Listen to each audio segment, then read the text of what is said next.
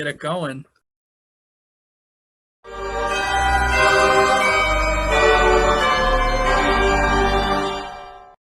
One way to open it up, just based on the things that have been said, couldn't we very well, and this kind of resonated with me. I'm like, couldn't we very well consider our lives on earth being hell, because it is that physical form, because we are dealt with those types of interactions with temptations, evil, whatever. Could this very well be the hell that they speak of?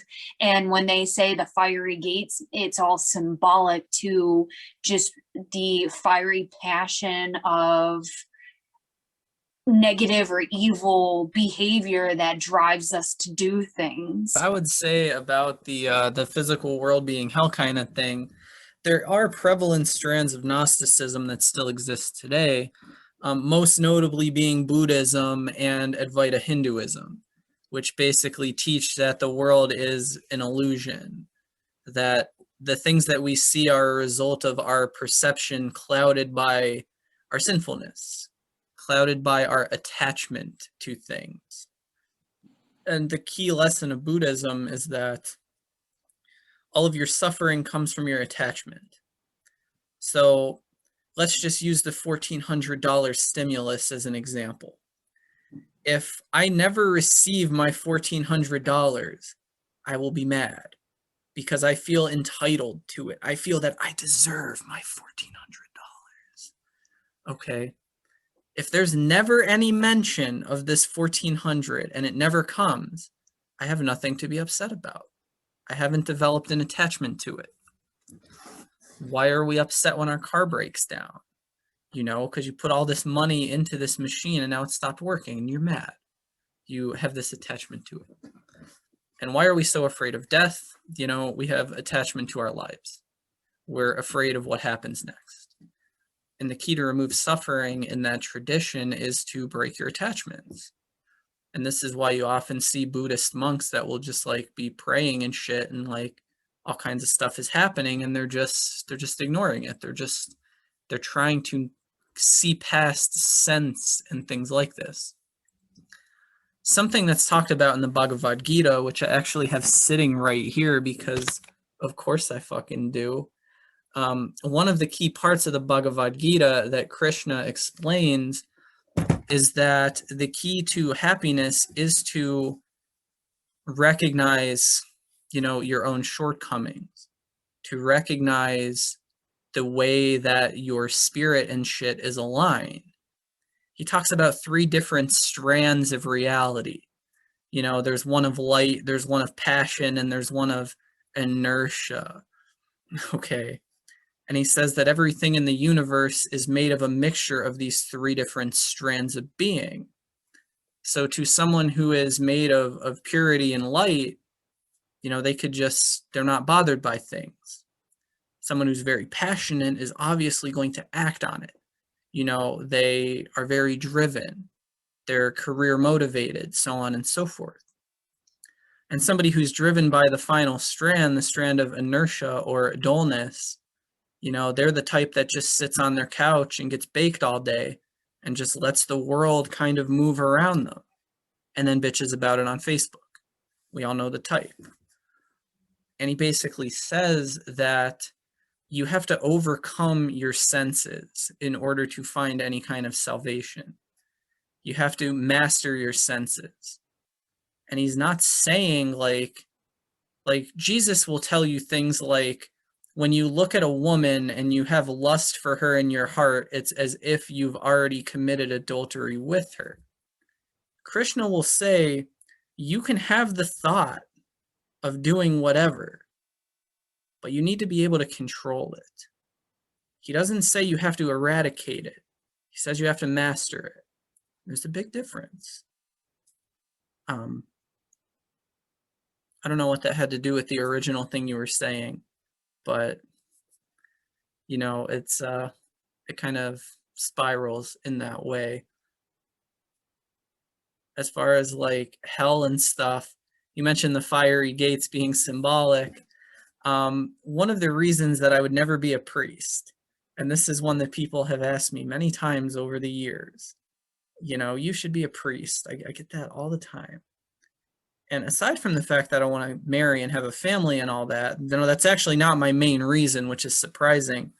My main reason is if I am called to someone's deathbed and they are asking me for comfort and they start saying shit to me like, oh, like, I'm going to see my dogs there and me and St. Peter, we're gonna hang out, we're gonna drive around and my wife is gonna be there. I wouldn't have the heart to tell them, no, that's not how heaven works, at least according to the theology. When you read the catechism and stuff, heaven and hell are not physical places. They're conceptualized as physical places because if you just say some abstract shit, then people aren't interested. People don't want to hear it.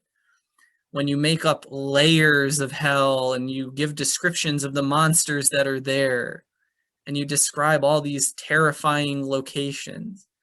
Basically, Dante Alighieri made up the modern conceptions of heaven and hell with Paradiso and Inferno and Purgatorio.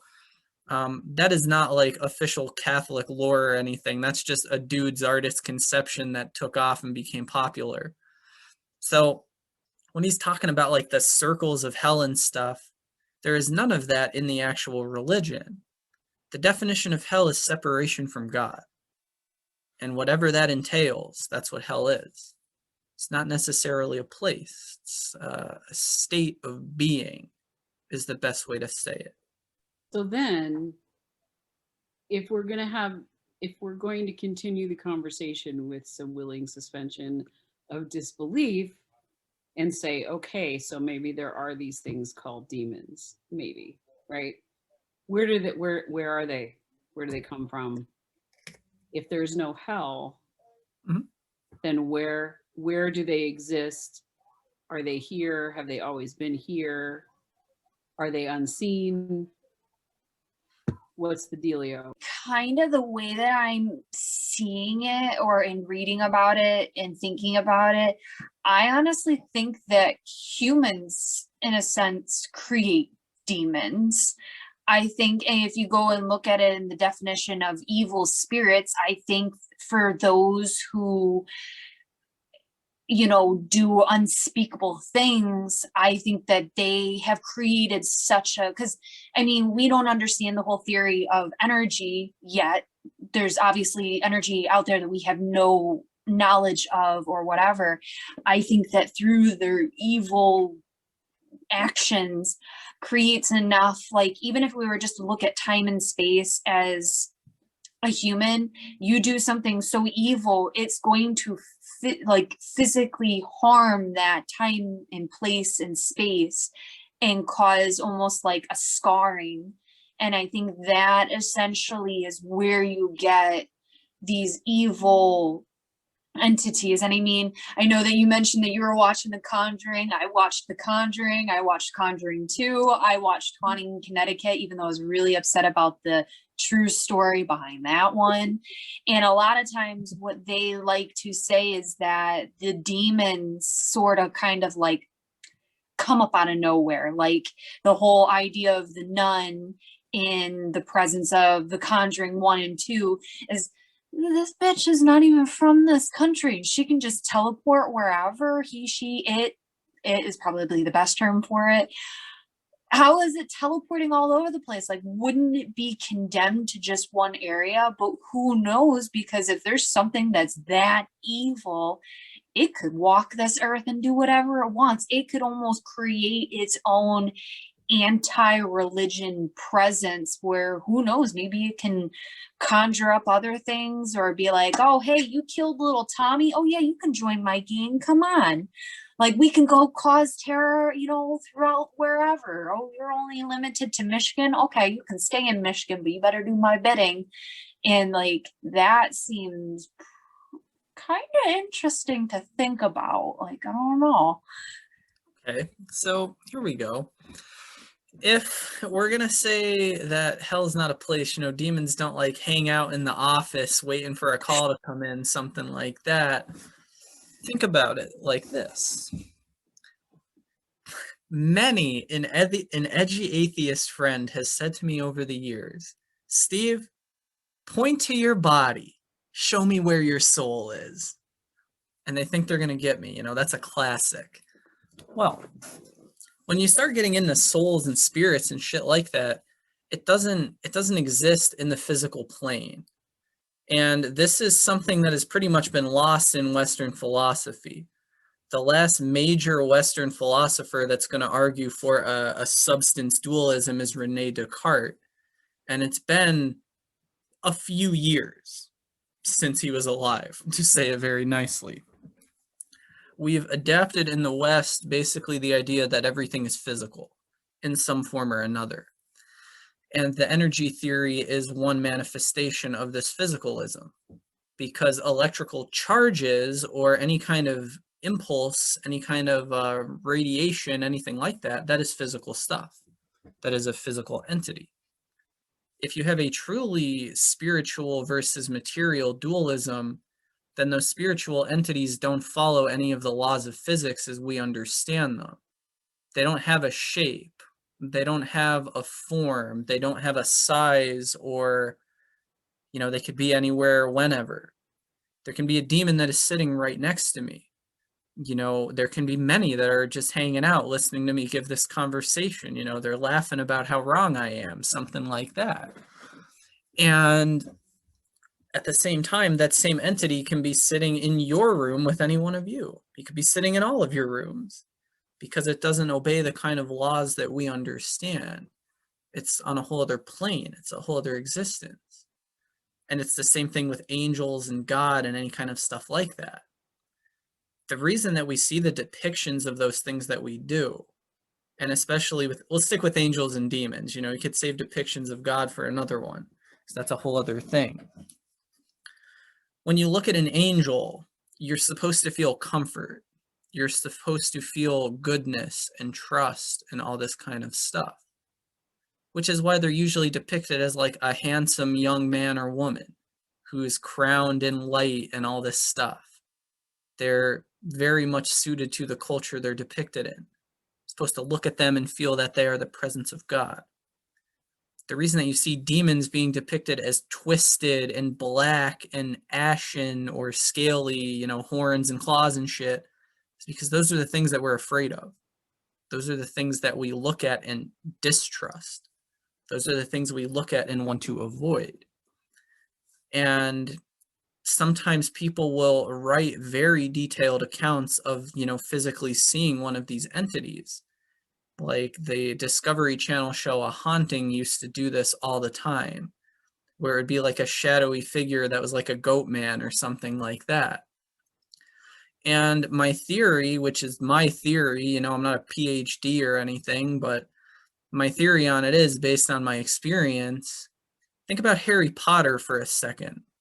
Think about the Boggarts from that one movie, where the boggart takes the shape of the seer's fear, where that one guy is afraid of Professor Snape, so that's what it looks like. The one guy is like afraid of the moon because he's a werewolf, It takes the shape of the thing it knows will inspire fear, because what it's trying to do is scare you. And if it comes to you looking like just an average person, if it comes to you as a charming young man or whatever, then that's the form it will assume to seduce you, to get you to do something.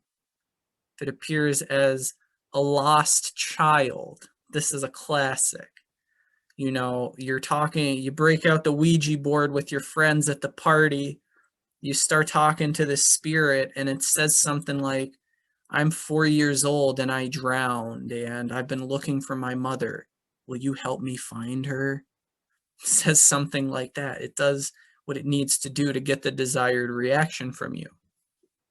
And similarly, if you are in a home that is infested with a demonic entity or with many demonic entities, as the case may be, it's going to appear in such a way that's going to scare you and continue to psychologically just wear you down. because that seems to be their ultimate intention in those cases. When you watch like possession movies and shit like that, and you might think, well, what's the point? Like, what interest do they have in doing this? Well, it goes back to it being a purely spiritual being once again. There could be millions of these guys hanging out in here and I would never know it. And that's got to be a very frustrating thing, to be like, you know, the ghost of Christmas Past and Scrooge, where you're right there, but nobody can see you. You can't do anything. And the only way that you can interject is if you have a body. And this seems to be the point of oppression and possession and all that other kind of stuff, so that it can have a physical form with which it can do whatever it wants to do, that it couldn't accomplish as an abstract, formless concept.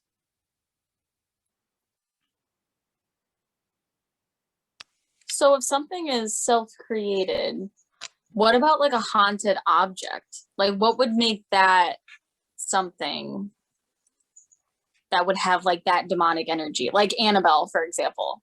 Like what like there's nothing in it, or like nothing that would really cause an attachment from like the energy, I guess, if I'm saying this right. So like what would like be the attachment part of it? Well, as far as like cursed items and shit like that go, my understanding of it would be like, in the case of a doll, something like that, an entity would be interested in it because of the affinity it has. You know, a child is very fond of it. A child is going to play with this doll. It can be an occasion to which it can get at someone else. I watched this movie a couple of weeks ago called Oculus, which is about a haunted mirror. And it's like, the mirror is really ornate. It's really beautiful. And then once it's in your home, you know, shit starts going down, of course. So I would think that with a haunted object, that would be the allure of it. As far as self-created there, I wouldn't go that far. From what the Bible says, at least, the angels and the demons are basically the same thing. And they're spiritual entities that are created by God at some point in the distant past. And the difference between them is the angels decide to serve God and the demons decide to turn away. And, you know, you get into sin and grace and all that kind of stuff. It turns into a whole conversation. So essentially, angels and demons are the same thing. And that's something that you need to just keep in mind when you deal with that kind of shit. Like, whenever somebody says something about their guardian angel, you know, I'll be the first to tell you all, like, I thought that was a crock of shit, until I had experiences in my life that showed me very directly that there might be some kind of demonic force at work, but there is a strong angelic presence that is there as well. You know, it's not all gloom and doom, even though we don't always see it that way.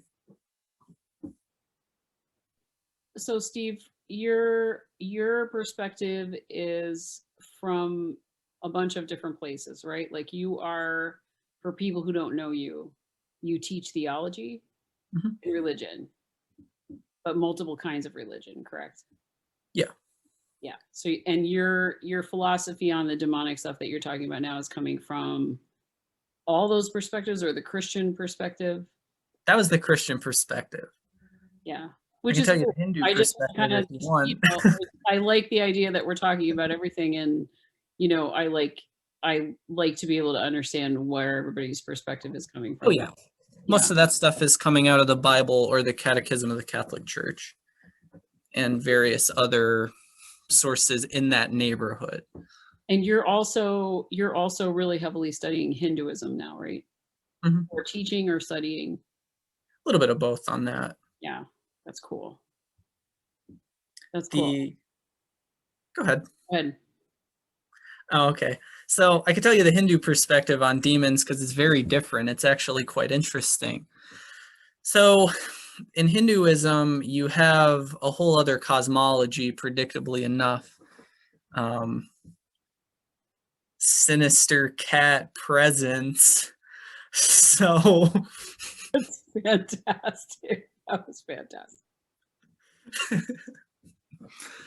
what basically happens at the beginning of time, according to the Puranas, which are just like Hindu scriptures, you know, there's a couple different Hindu scriptures that are worth mentioning.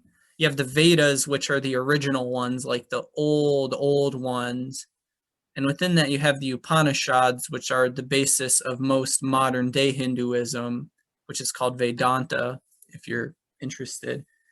And you also have Puranas, which are basically, they're basically just different scriptures. You know, we would say it's the mythology of the gods. They would say it's the scriptures. Just as non-Christians would say the Bible is the mythology of Christianity. It's the same thing. And in one of these stories, there's like primordial beings and all this stuff. And one of them is named Diti. And Diti is a mother figure. And she gives birth to children that are called the Daityas. And what the Daityas are is one of the many different terms for demon in Hinduism. And what these guys basically are, they're kind of just beings like many of these other things that we encounter. So you have a Daitya, which is a demon, which is a child of Diti. And then you have an Adaitya, which is one of the original gods.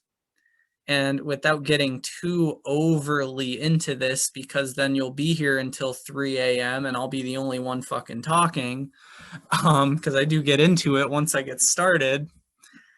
The Adaityas are your Vedic gods. There's a sky god, a sun god, a sea god, all the familiar stuff that you've probably encountered in other polytheistic traditions. And these guys are kind of the heroes of many of the stories until they're not, because they kind of do some pretty shaky stuff. The Daityas, on the other hand, are their opponents. And so they're kind of seen as the enemies in a lot of cases. And what's notable is that there's not a delineation between the gods and the demons being good and evil. The delineation is literally on their parentage and which like line they fall under. So there are many stories of the gods doing horrendous things. Like, I've been watching a Hindi TV show called Vishnu Purana over the last couple months. And there's one episode where the sky god Indra, who is Zeus of the Vedic pantheon, gets very jealous when he spies a beautiful woman down on the earth. And he decides that he's going to beguile her and he's going to have sex with her. So what he does, he shapeshifts into her husband. And he talks to his buddy, the moon god, and he says, hey, I want you to distract the husband so that he goes out and does whatever so I can bang his wife. So the sky god Indra goes in and has his way with the beautiful wife of this sage because he has shapeshifted into her husband. She doesn't know any better. And then the husband comes home and sees his wife fucking himself. And he's like, whoa, what's going on here? And then Indra reveals himself. And, you know, the dude is furious and turns his wife to stone. And this whole thing. So anyway, the demons in Hinduism and the Puranas, there are good ones and bad ones. And there are such things as faithful demons who worship God, you know, correctly as they should. And then there are others who try to take over the three worlds for themselves. And it's this whole kind of power struggle. I'll tell one other story about gods and demons in Hinduism because it's pretty cool. There's a story early on in the creation of the world, and there have been many creations of the world in this system. You know, it's a cyclic thing. When we are in Christianity, Judaism, Islam, we tend to think that there is one timeline. Whereas in Buddhism and Hinduism and Jainism and any other Dharma religion, it's a time spiral, it's a time cycle. Everything is repetitive, everything is cyclic. At one of these time cycles, the gods begin to realize, wait a second, we're not immortal. We're going to die, just like everybody else. So Vishnu, who is the supreme god, at least in the Vishnu Puran, he's the supreme god. The Shiva Puran, Shiva is the supreme god, and so on and so forth. Vishnu says to the gods, you need to churn the ocean And at the bottom of the ocean, there is the nectar of immortality, the Amrita, which literally means like without death or something like that. And he says, if you churn the sea, then you'll be able to get this elixir of immortality. And when you guys drink it, then you'll be immortal. So the gods set up this whole thing. They take a great mountain and put it in the middle of the sea. And Vishnu incarnates as a giant tortoise, so that he is a turtle on the bottom of the sea, and this mountain they're using is like this, so that they can spin the mountain to churn the ocean. And then he gives them the world serpent, who you might recognize from Norse mythology. He's present here as well. He gives them the world serpent, and he says, you have guys on each side of this mountain pull the snake to spin the mountain to churn the ocean and get the elixir of immortality. So what happens is the gods realize, fuck, we don't have enough guys to do this. We need to talk to the demons and get them to help us. So what happens next is quite compelling. They go to the demons and they promise them, once we get the Amrita, we'll share it with you. We'll all be immortal together. So the demons help the gods mix the ocean to get this sacred elixir. And then, of course, when it's actually there, instead of sharing it, they just fight over it. And Indra, the king of the gods, the sky god who stole the sage's wife that I was talking about a couple minutes ago, goes to Vishnu and says, hey, like, I don't want the demons to have this. Like, I want only us to have it. And Vishnu is sympathetic to them at this point, and he says, this is what I'll do. I'll take the shape of a beautiful woman, and I'll distract the demons while you guys can drink all of the Amrita. And then when they realize that they've been fooled, there won't be any left for them. And that's what he does. So he incarnates as this beautiful woman, and he dances very provocatively, and the demons are distracted, and so basically their lust overpowers them and they screw themselves out of getting this immortality. And then the gods have the one up on them for a couple chapters until momentum shifts once again.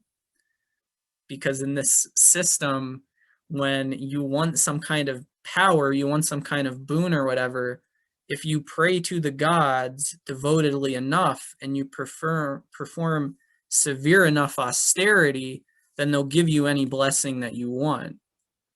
So there are many stories of ancient sages and gurus like sitting at the bottom of a lake and stuff like that, and it's exaggerated as hell, you know, it's just it's a myth. But like, they'll hang upside down for a year, and at the end of that, the god will come to them and say, wow, I'm very impressed by your meditation. What boon do you ask of me? And that kind of story is pretty common throughout that mythology.